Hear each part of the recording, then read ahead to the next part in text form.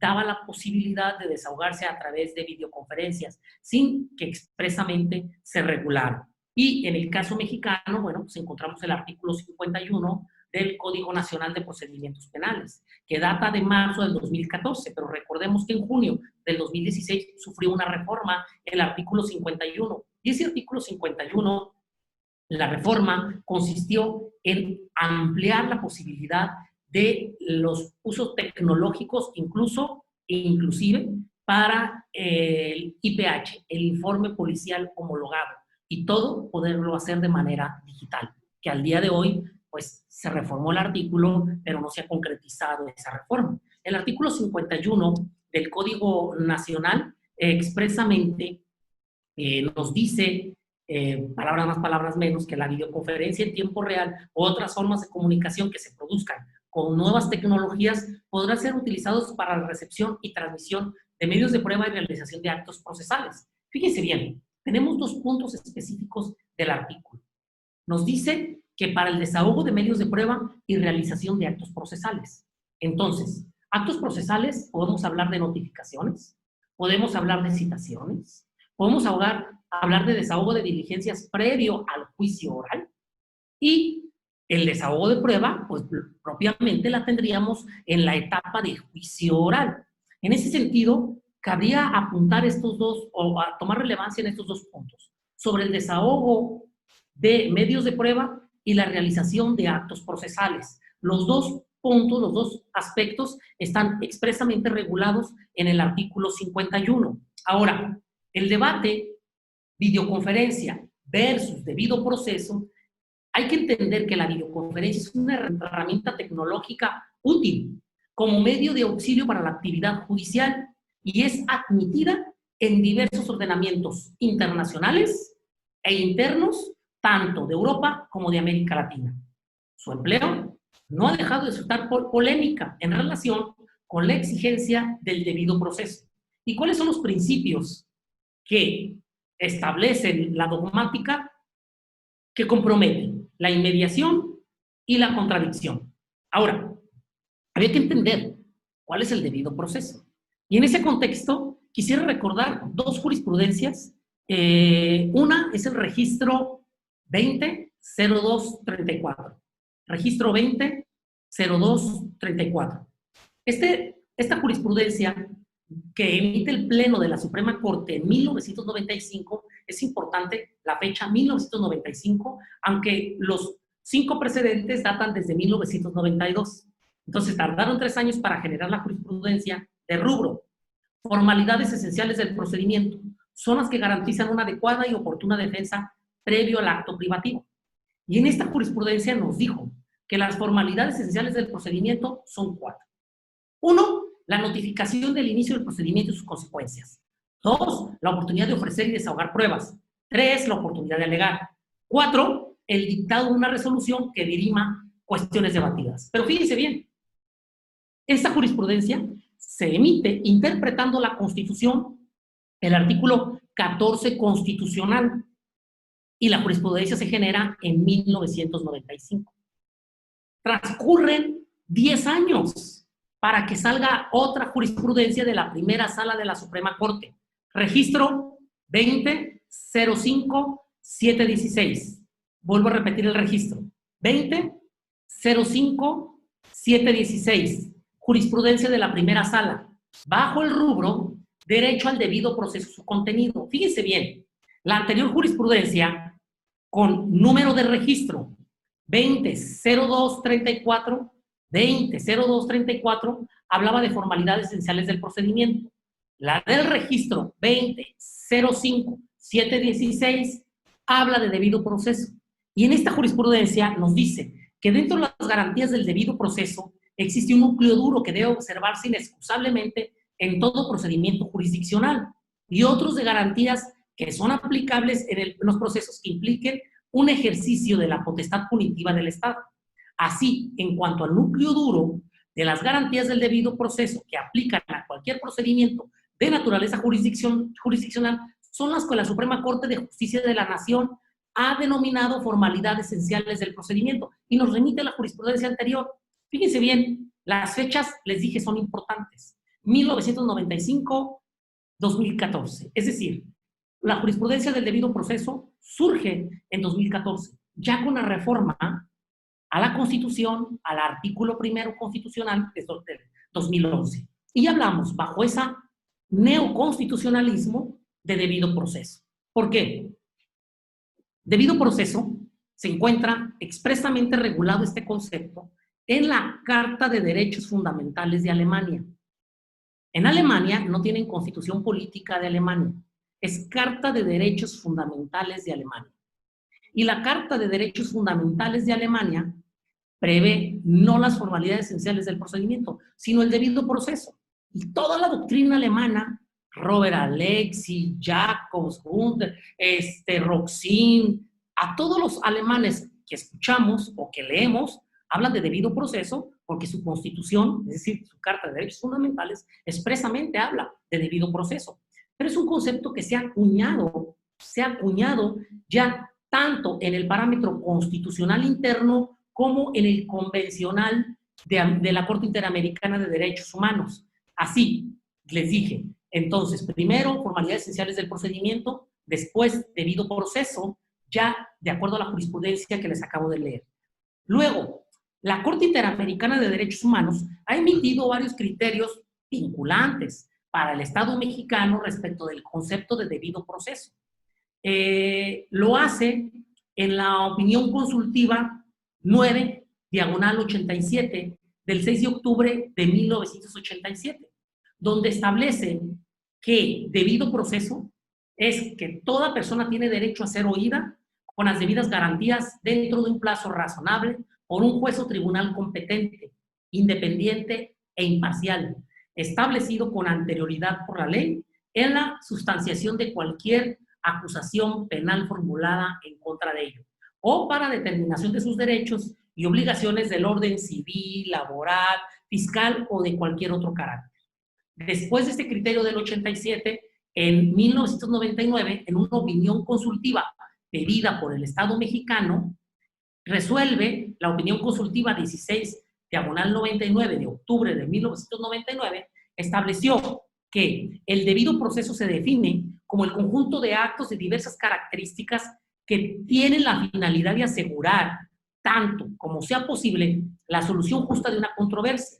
Asimismo, ha señalado que uno de los fines fundamentales del proceso es la protección de los derechos de las personas. Posteriormente, en el 2015, amplió un poquito el concepto de debido proceso en el caso Ruano Torres contra El Salvador, octubre del 2015, donde en esa sentencia, en el punto 115, estableció: la Corte ha señalado que el debido proceso se refiere al conjunto de requisitos que deben de observarse en las instancias procesales a efecto de que las partes estén en condiciones de defender adecuadamente sus derechos ante cualquier acto del Estado, adoptado por cualquier autoridad pública, sea administrativa, legislativa o judicial, que pueda afectar el debido proceso y se encuentra a su vez íntimamente ligado con la noción de justicia. Y se refleja en, 1, acceso a la justicia no solo formal, sino que se resuelvan los factores de desigualdad real de los justiciables. 2, el desarrollo de un juicio justo. Y 3, la resolución de controversias acercándose al mayor nivel de corrección del derecho. Es decir, que se asegure en mayor medida posible una solución justa. Bajo estos conceptos del debido proceso, entender pues que sí tenemos un concepto de debido proceso.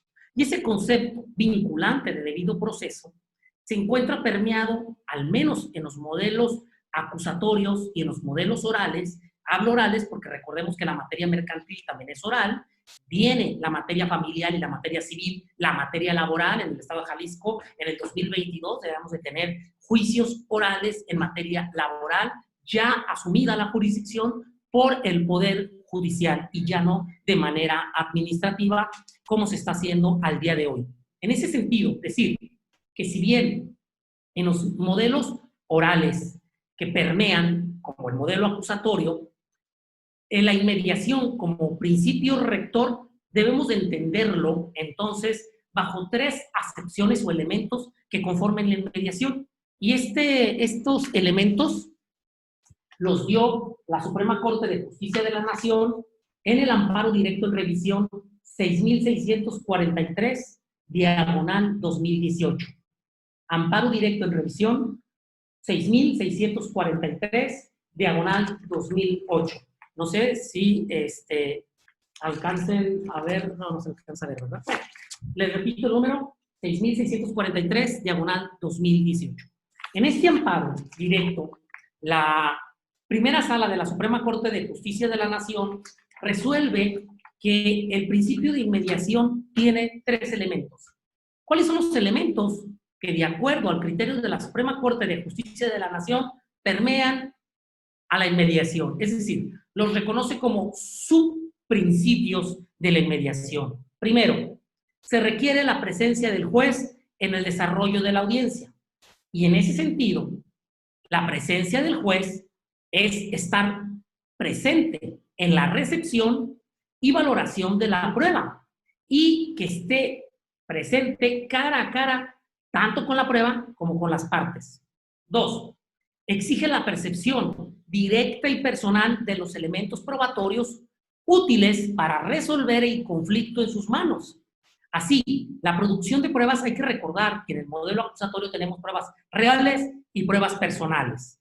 Pruebas reales siempre que una persona tenga que aportar información. La víctima es una prueba real, el testigo es una prueba real, el policía es una prueba real, el acusado, si va a declarar, es una prueba real, la pericial es una prueba real.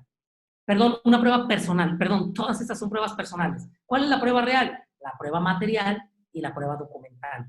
Prueba personal, entonces, acusado, víctima, testigos, peritos.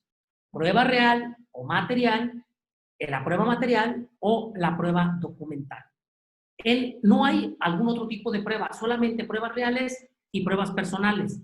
Y en ese sentido, en la percepción directa y personal de los elementos, se exige, sobre todo en la prueba personal, que el juez esté presente. Así, el principio de la inmediación se configura como una herramienta metodológica para la formación de la prueba. Ojo, aquí hay quien también a lo mejor era cuestionable comparado con el sistema tradicional. Entonces, vuelvo a repetir, fíjense bien, los subprincipios que permean la inmediación o elementos que permean el principio de inmediación son la presencia del juez en el desarrollo de la audiencia, la percepción directa y personal del desahogo de la prueba ante el juez y que se resuelva en el menor tiempo posible. Así, si partimos de la concepción racionalista de la prueba, debemos entender que el principio de inmediación es que el juez debe estar presente en la recepción, es decir, desahogo y posterior valoración de la prueba. Bajo estas consideraciones, quiero hacer una primera reflexión. Es necesario analizar las fases del procedimiento y la intensidad del cumplimiento de los principios que permean todo sistema jurisdiccional. Específicamente en la materia penal, no es lo mismo el principio de inmediación en fases previas al juicio, es decir, en etapa de investigación inicial, investigación complementaria, en una audiencia inicial de control de detención, en una audiencia de vinculación a proceso, en una audiencia de revisión de medidas cautelares, en una audiencia de prueba anticipada, por ejemplo, en una audiencia intermedia, donde inclusive en la intermedia expresamente nos dice que ni siquiera es necesaria la presencia del acusado en la audiencia. Chequemos el artículo 341 del Código Nacional, expresamente lo dice en ese sentido, decir, ¿qué se vulnera en el principio de inmediación en las etapas previas al juicio? Les dije, y hay que recordar el artículo 51 del Código Nacional de Procedimientos Penales. Les había establecido que de acuerdo al artículo 51 del Código Nacional se contemplan 2 aspectos. Uno, que la videoconferencia en tiempo real o las nuevas tecnologías se pueden utilizar para la recepción y transmisión de medios de prueba y la realización de actos procesales. Así yo digo que todos los actos previos al juicio son actos procesales. Por lo tanto, yo considero que cualquier audiencia que desahoguen, inicial, de tutela de derechos, de vinculación a proceso, de imposición de medidas cautelares, de ampliación de plazo de investigación complementaria, de intermedia, yo la puedo desahogar a través de videoconferencia. Y no hay ningún debate respecto del principio de inmediación. ¿Por qué? Porque el juez no va a valorar pruebas. O sea, evidentemente que no debe de haber ninguna crítica, ninguna oposición en el tema del aspecto procesal. Vuelvo a insistir, tanto audiencias preliminares, en la etapa de investigación, en cualquiera de sus dos fases, fase de investigación inicial, fase complementaria, etapa intermedia, fase escrita, fase oral, en cualquiera de las etapas y fases previas al juicio oral, evidentemente que estamos hablando del desahogo de diligencias, notificaciones, citaciones, y que evidentemente yo puedo utilizar cualquier herramienta tecnológica para el desarrollo y desahogo de la audiencia. En ese sentido, la primera reflexión es que todos los poderes judiciales estaríamos en posibilidad de continuar con las etapas del procedimiento de todos los modelos, de todo el modelo acusatorio en materia mercantil, desahogar todas las diligencias a través de medios digitales, sin comprometer en lo más mínimo el debido proceso. No tiene debate todas las etapas previas, no tiene mayor debate el tema de la inmediación sobre actos procesales. Segunda reflexión, los principios son plenamente exigibles en la etapa de juicio oral, ya ante el tribunal de enjuiciamiento. Reflexión, ¿la inmediación se puede vulnerar con la videoconferencia? La pregunta viene a partir de los subprincipios de la inmediación. Les dije, el principio de inmediación tiene como primer elemento o como primer subprincipio, requiere la presencia del juez en el desarrollo de la audiencia. Evidentemente que si yo hago una interpretación letrística, la presencia es estar presente. Y antes de que tuviéramos los medios tecnológicos, estar presente no había otra forma de interpretarla más que de manera física. Al día de hoy, ¿yo estoy presente con ustedes? Pregunto sí o no. Evidentemente que estoy presente con ustedes de manera virtual. Ustedes están viendo mis movimientos, mis muecas, están viendo todo el lenguaje paralingüístico en mi charla con ustedes.